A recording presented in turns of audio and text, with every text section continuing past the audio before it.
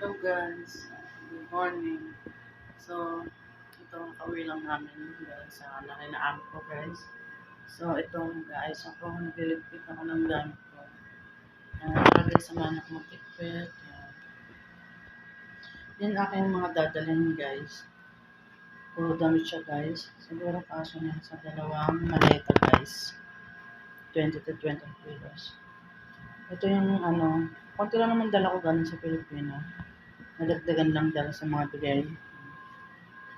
May mga syempre, yan, mga bag. Pero may bag pa ako dun guys. So, guys, sana hindi over ang kilo. So, tama yung kilo niya kasi guys, mahal kasi ko ng bayad pag over kilo ka guys. Kaya, yun ang hiniling ko sana. Sumakto lang siya sa kilo. Punto pa guys yung bag na mga dadalhin ko. Binigay din kasi. Sayang din kasi guys, mga original kasi yung hindi naman siya lumang-luma talaga. So guys, parang hindi pa nakakabili guys ng maleta. Siguro pag dalawang mo na lang ako sa ako bibili. So, mga October. Yan. October bibili na ako ng maleta para maayos ko na siya. Kasi guys, ayoko kasi yung gusto ko yung handa na siya. Ayoko yung ayos-ayusin pa, bubutatin pa, ganun. Yan. Para guys, yung aking malamig ng aking kape kaya. Kape tayo guys.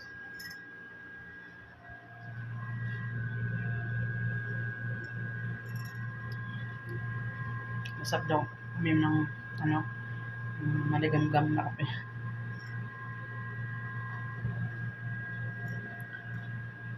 Yung guys.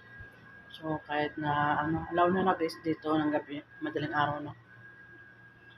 Yun lang naman dadalhin ko guys. Kasi itong bag, siguro ito yung ang carry ko, yung dati kong bag galing sa Pilipinas. Kasi malaki yan guys. Katinaw ko guys. Yan. Pero mag-iwan ako guys ng dyan ng mga ilang pirasong damit. Ito yung kwarto ko guys. Guys, yung kwarto ko laging malinis. Hindi siya magulo, hindi siya kamuta ng ulo. Wala akong photo guys. So yung guys, hanggang dito na lang guys, magliligpit na ako. Yan. Lilipitin ko siya para pag bumili ako ng maleta, ilipat ko na lang. Yan. Hindi ko na siya ayusin kasi nakaayos na siya. Liligpit ko na lang siya guys. So guys, kahit walang ganong ipon guys, makauwi lang ako ng safe sa mga mahal ko sa buhay sa Pilipinas. Okay na ako doon. Yun lang ko. Tsaka makasama ko lang yung mga anak ko. Masaya na ako doon kahit wala akong ipon, wala akong ganong ipon. Masaya na ako doon. Makasama ko yan ako. Kaya so guys, hanggang dito lang. Bye.